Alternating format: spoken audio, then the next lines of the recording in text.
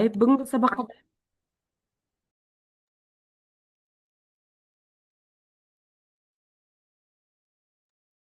бүгінгі сабаққа дайынбыз ба, барлығымыз балалар? Бүгінгі сабаққа дайын болсақ, сабағымызды бастайық. Сабағымызды бастамас бұрын, мен сіздерге кішігірім тапсырма дайындаған болатынмын. Сол тапсырманы қарайық, я. Қазір барлық мектептер қосылсын, 1-2 минут күте тұрайық.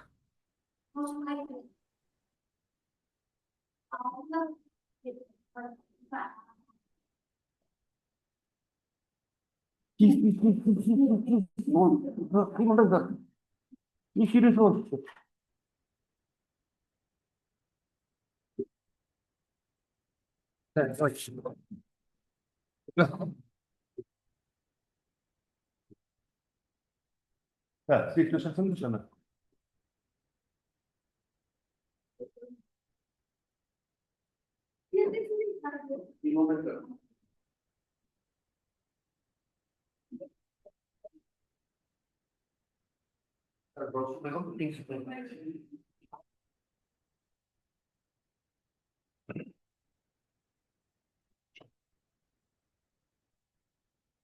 Так, отырамыз.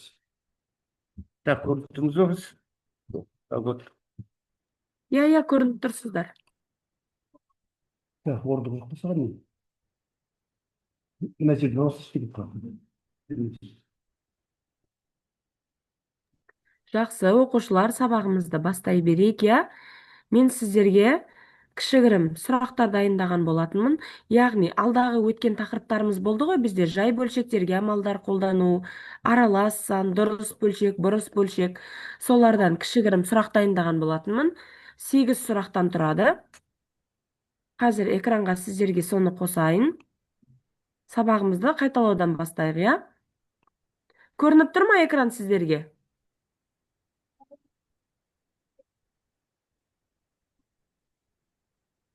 Оқушылар, экран көрініп тұр ма? Жақсы. Мен қазір қосамын. Сосын менде 8 сұрақ дайындалған. Осы 8 сұрақты қазір әр мектепке жеке-жеке атаймын, я. Сол мектептер кезек-кезек жауап берсін. Жақсы ма? Міне бастайық. Міне қараңыздар. Жақсы. Так, Сәкен мектебі 3-ші сұрақты ашайын. Қараңыздар. Бөлімдері бірдей аралас сандар қалай қосылады немесе азайтылады? Қалай шығарамыз? Егер бізде аралас сандарымыздың бөлімдері бірдей болған жағдайда. Бөлімдері бірдей болса,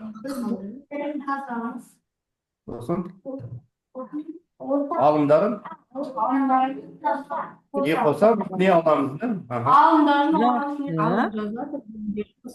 Бүтінге қосамыз да? Жақсы, Сәкен мектебі жарайсыздар. Келесі. Бірінші сұрақ ортау мектебіне. Бөлімдері әртүрлі аралас сандардың айырмасын қалай табамыз? Бөлімдері әртүрлі. Не істейміз? Ортақ бөлімге келтіреміз. Жақсы, сосын?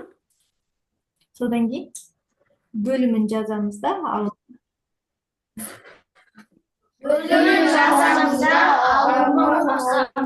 Жақсы, жарайсыздар. істейміз, алымда көбейтеміз, көбейтеміз, алымда көбейтіп.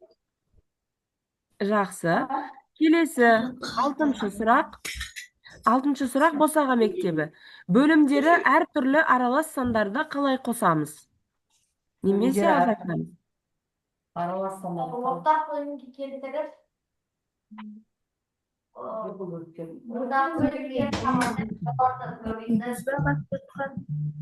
Жақсы, ортақ бөлімге келтіріп, бүтіндерін қосамыз және алымдарының мәнін есептейміз, я? Жақсы. Келесі сұрақ Саранжып мектебіне. Натурал сандан аралас санды қалай азайтамыз?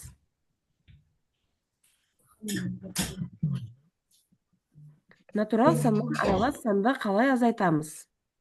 Саранжып мектебі, сіздерге сұрақ.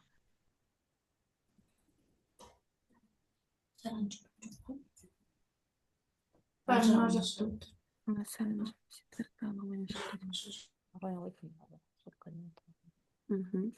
Жақсы. Абай мектебі сұраққа жауап бере аласыздар ма? Натурал саннан аралас санды қалай азайтамыз? Не істейміз? Натурал саннан аралас санды аяқта азайту үшін натурал санды аралас санға не істейміз? Айналдырамыз. Мгм. Натурал санды аралас санға айналдырамыз, иә? Жақсы, жарайсыздар. Бесінші сұрақ, Саранжып мектебі. Бұрыс бөлшек дегеніміз не?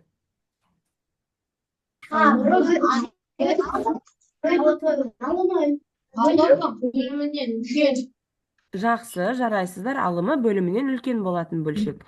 Келесі, екінші сұрақ. Сакен мектебі. Натурал сан дегеніміз не?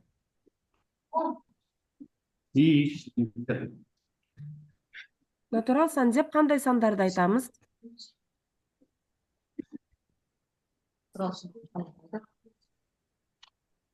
Натурал сан деп қандай сандарды айтамыз?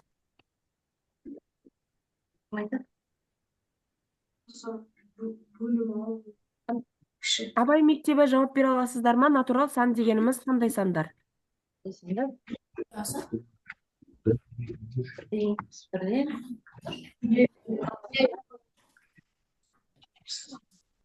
Бірден шексіз санға дейін. Санауға арналған сандар. Қатырады. Жақсы. Күнделікті өмірде санауға арналған сандар, иә? Жақсы. Келесі, жетінші сұрақ. Дұрыс бөлшек дегеніміз не? Ортау мектебі? Бөлімінен үлкен. Бөлімінен аз болса. Жақсы, жарайсыздар. Келесі, сегізінші сұрақ. Саранжып мектебі? Аралас сан дегеніміз не?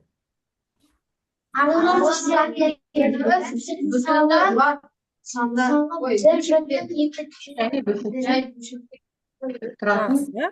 Яғни бүтін бөліктен және бөлшек бөліктен тұратын сандарды аралас сандар деп айтамыз, иә? Жақсы, рахмет. Енді бүгінгі сабағымызды бастайық.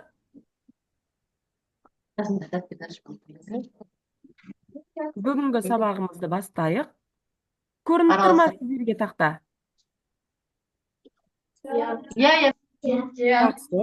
Бүгінгі сабағымыздың тақырыбы аралас сандарды қосу және азайту. Яғни өтіп жатқан тақырыбымызды әрі қарай жалғастырамыз, есептер шығарамыз. Бүгінгі сабағымыздың мақсаты аралас сандарды қосу және азайтуды орындау.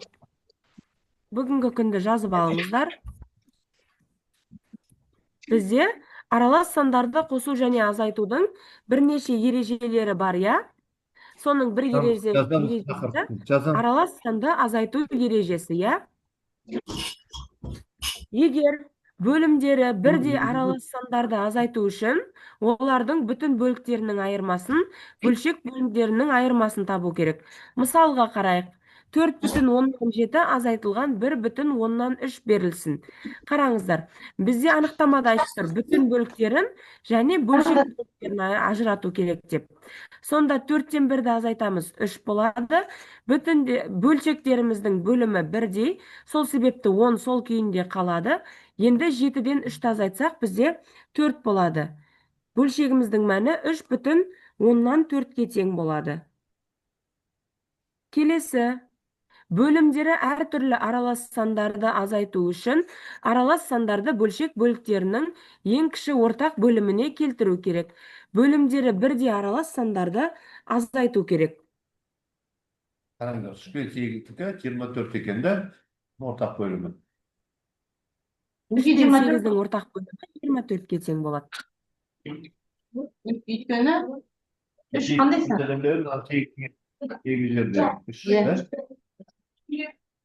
Біреу жайсан болса, екеуінің ең кіші ортақ еселігін тауып аламыз. 3 пен 8-дің. Сонда екеуінің ең кіші ортақ еселігі бізде 24-ке тең болады. Жай бөлшектердің қасиетіне сай. Бөлшектің бөлімі қандай санға көбейтілсе, бөлшектің алымы да тура сондай санға көбейтіледі деген ережені қолданамыз. Бізде 8-ді 3-ке көбейтсек, 7-де 3-ке көбейтіледі, 3-ді 8-ге көбейтсек, 2-де тура солай 8-ге көбейтіледі. Келесі, аралас саннан натурал санды азайту. Аралас саннан натурал санды азайтқанда, тек Bütünün kanal suratı. Ya. Kimden kaldı tabii de. Mesela Önce mesela bölüşüyor var. Тек Осы бүтін жерде бөліктерін ғана азайтамыз деп балалар. Сонда қараңыздар, 5,7-ден 2-ден азайтамыз 3-ті, бүтін бөліктерін ғана азайтамыз. Сонда бізде 2,7-ден 2 түріндегі аралас сандар пайда болады. Келесі, натурал саннан аралас санды азайту үшін натурал санды аралас сан түрінде жазуымыз керек. Яғни қараңыздар, 9 азайтылған 6,10 8 бен 1-дің қосындысы ретінде алсақ болады. Бізде қараңыздар, сонда 8,10 деген бөлшек пайда болды. Бұл жердегі 10-10 бөлшегіміз бізде 1-ден пайда болады. Яғни бізде 9-дың қасындағы аралас санымыздың бөлімі 10-ға тең. Сол себепті біз 10-10 бөлшегін алдық. Себебі бұрыс бөлшектер бізде алымы мен бөлімі бір-біріне тең болған жағдайда бұрыс бөлшектің мәні 1-ге тең болады ғой. Біз сол себепті 1-дің орнына 10-10 деген бөлшекті алдық. Сонда 9 деген натурал санымыз бізде 8,10 түріндегі аралас санға айналып тұр.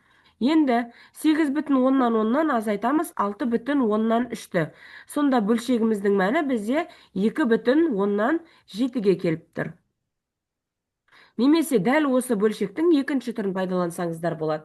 Бізде берілген аралас санымызды бұрыс бөлшекке айналдыру арқылы шығарсақ болады. Ондай жағдайда бізде 9 азайтылған 10-нан 63 болады. Сол жағдайда 9-ға ортақ бөлім 10-нан беріп, сонда 9-ды 10-ға көбейтсек 90, 90-нан 63-ті азайтсақ бізде 27 болады. Ол 10-нан 27 деген бөлшегіміз бізде 2,7 бөлшегіне қайтадан айналып келеді, е балалар? Olay mı? Жақсы. Bildin mi?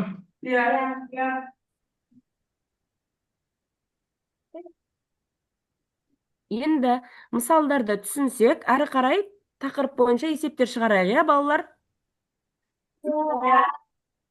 Жақсы. Енді бізде қарайық. Оқулығымызды ашайық. Номері 494-ші есеп. 494-ші есепте 4 амал берілген. Өрнектің мәнін табыңдар дейді. Ең бірінші қай амалды орындаймыз балалар? Есепте бізде жақшамен берілген. Жарайсыз. Жақшаның ішіндегі амалды орындаймыз. Ең бірінші 64 пен 16-ға ортақ бөлім келтіреміз. Жақшаның ішін орындаймыз. 64 пен 16 ортақ бөлім неше болады? 16-ның ортақ бөлімі қайсы болады?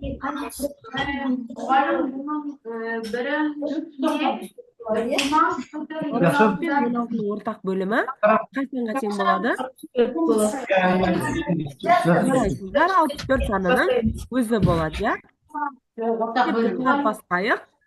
Болса, болғандарымыз айтайық, я? Ортақ бөлімі қайсы болады? Бір шамалы істейміз деді.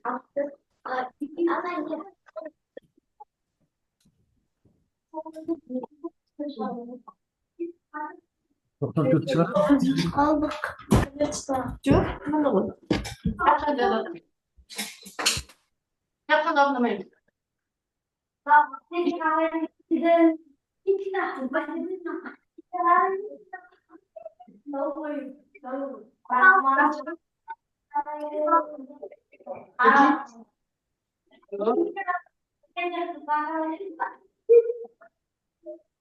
Altı бергенде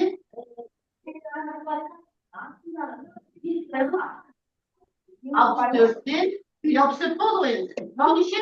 12. Жақсы нәрсе жауап, иә бұл? Екінші амал қайсысы? 9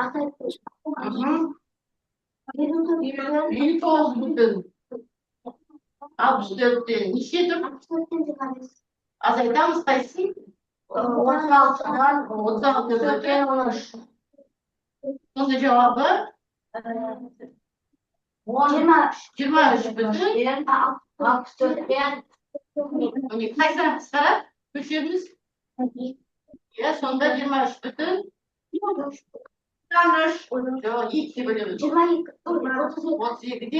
32-ден 6. Тағы да 2 қысқартуға болды. Ja, 4-ке қысқартып 1-ден. 1-ден 4-ке қысқартайықшы. 12'ünü 4'te bölemiz. 4'te bölemiz. 16. Cevabımız var mı? Ay, Var. dostlar. Var şu an. Yazmalı. Defteri yazmamız da cevabı. Bir kişi işaret. Olmadı. 494 есептің біріншісін болғандарымыз бар ма? Ya. Haber mektebi. Айта қойыңыздар. 23 бүтін 16'dan 3. 13. Жарайсыздар. Жарайсыздар. Абай мектебі. Әрі қарай шығара берейік.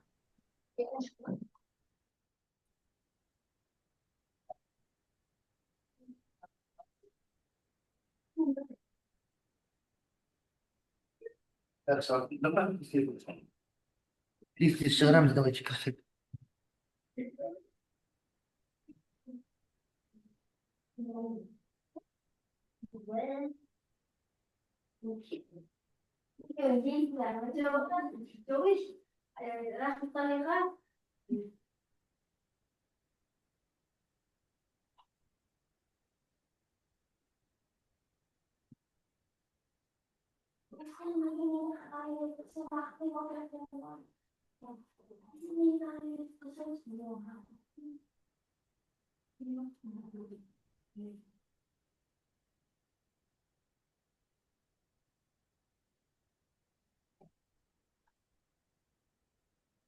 Шығартып па, не кім тосып отырсыңдар, жігіттер?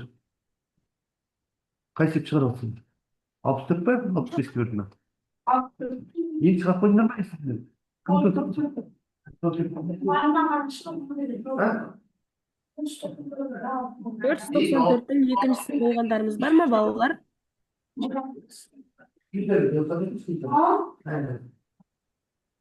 Номер 494 есептің екіншісі. Екінші ма, 94-ің екінші? Қайсы барыңыз?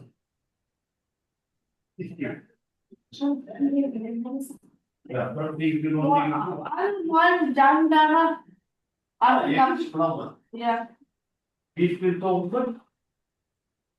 Bir doldu mu? Neyse bakayım.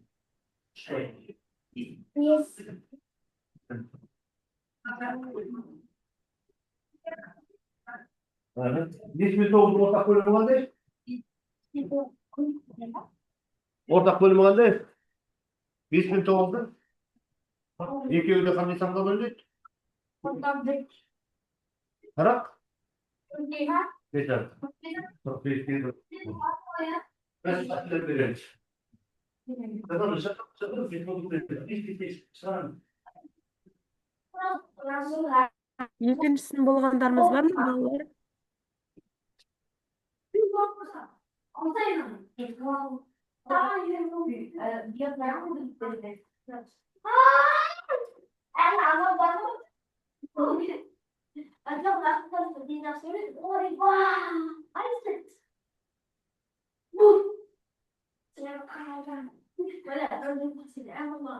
Осыған мектебе тыныштық сақтайық.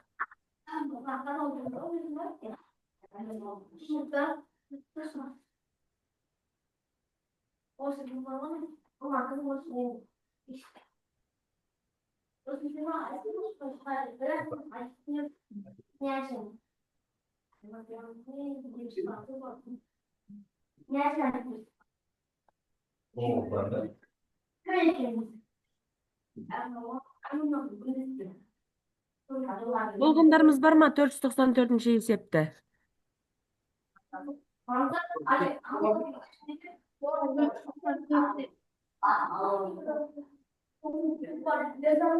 Evet ama ne zaman gideceğim o sorunlar kaldı. Ama ögeyden sayıkmalıyım. Karanda, bir kere verelim. Verelim. Bunu verelim.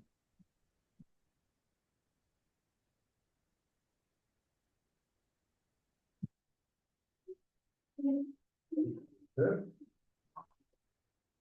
Ha, bekleyelim. Ama çok iyi var. Ортау мектебі 494 есептің екіншісін болдық па? İlk gün oldu almadan bir şey olur.